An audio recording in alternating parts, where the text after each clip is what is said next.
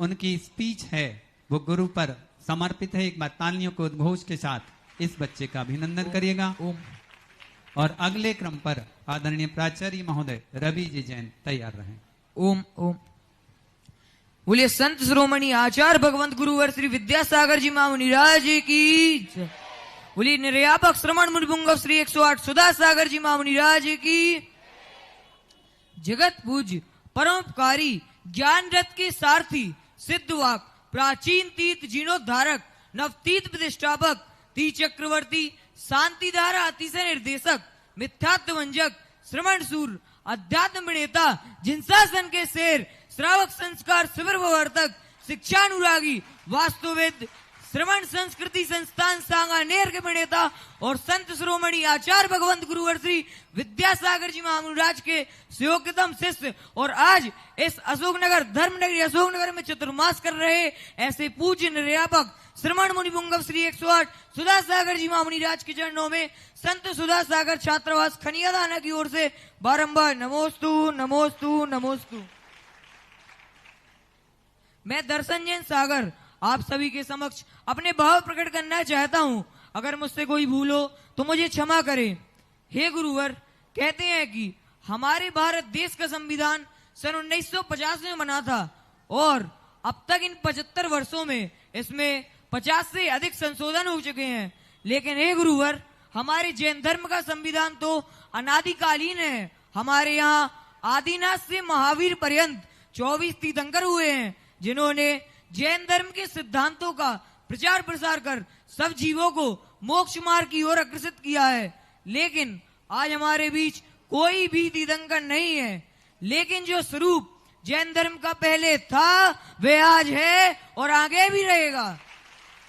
वही रत्नात्रय, वही तत्व, वही द्रव्य, वही पंच परमेष्ठी का स्वरूप और वही दिगंबर वेश और मुनि मुद्रा है जो इस आधुनिकता की जगह चौंध में हमें धर्म के मार्ग पर लाकर हमारे जीवन को सुसंस्कारित कर रही है।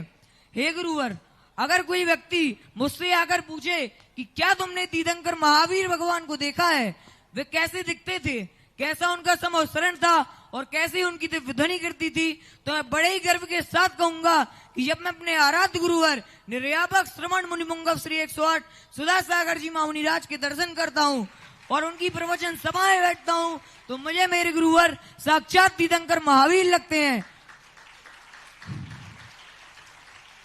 और जब उनकी जिज्ञासा समाधान में बैठता हूँ तो देखकर ऐसा लगता है कि ऐसा ही तीर्थंकर भगवान का संवत्सरण होगा और ऐसे ही उनकी दिव्य ध्वनि कीर्ति होगी।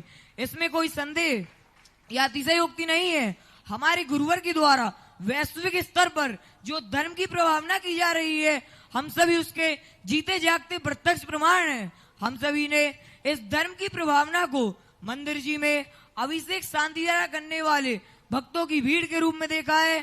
तो कभी श्रावक संस्कार शिविर, 12 वर्षीय पाठक्रम, पाठशाला, गौशाला, विद्यालय, 30 क्षेत्रों का जीर्णोद्धार, गगनचुंबी नवीन 30 क्षेत्र और श्रवण संस्कृति संस्थान सांगानेर, ये सभी गुरुवर की धर्म प्रभावना के जीते जागते प्रत्यक्ष प्रमाण है।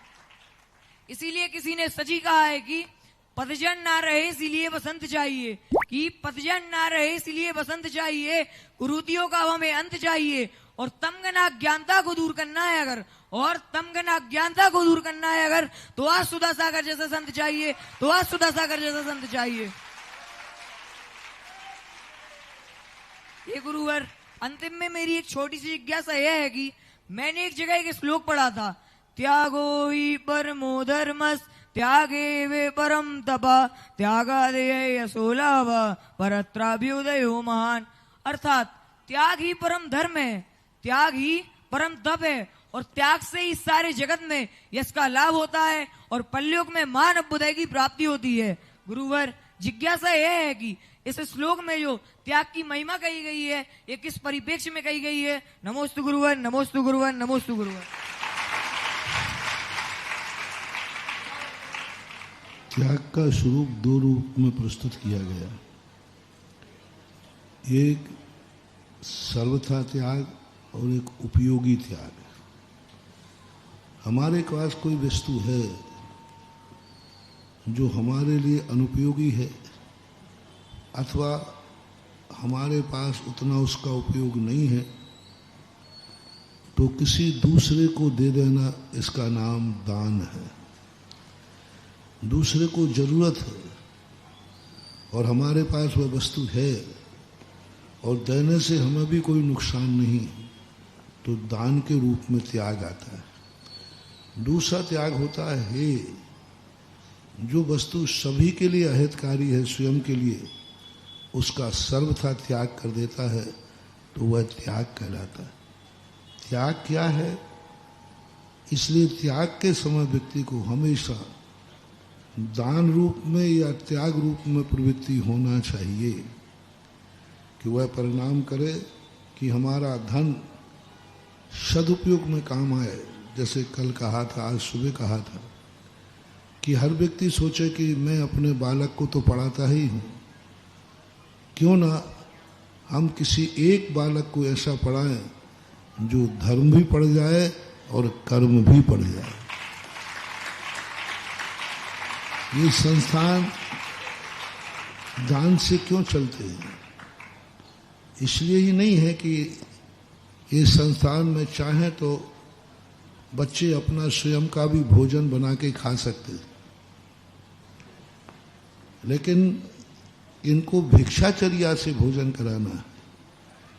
छात्रावासों के अंदर हमने भोजन व्यवस्था इसलिए रखी दानियों के द्वारा, क्योंकि दानी के अन्न का ये भोजन करेंगे तो ये भिक्षाचर्या का भोजन कहलाएगा। और भिक्षाचर्या से जो भोजन करते हैं उनके जीवन में धीरे धीरे भिक्षु और साधु बनने की ताकत और संस्कार आ जाता है। आज मान लीजिए छात्रावास में है, समाज को मैं प्रेरणा देता हूँ कि इन बच्चों को जो आप भोजन व्यवस्था या आवास व्यवस्था दे रहे हो, यही आवास व्यवस्था, भोजन व्यवस्था आपकी एक ऐसे महादान के रूप में परिणत होगी। 10 लाख क्षण पर्व आ रहे हैं, हम शिविर में भिक्षाचर्या से क्यों भेजते? चाहे तो सब लोग अपने अपने भोजन की व्यवस्था एक कमेटी भी कर सकती है, लेकिन नहीं। 10 दिन से जो शिविरार्थी घर घर जाकर के भिक्षाचर्या का अभ्यास करते हैं, वे नियम से, वे 10 दिन भिक्षाचर्या से नहीं कर रहे हैं, ये मुनि बनने की साधना कर रहे हैं।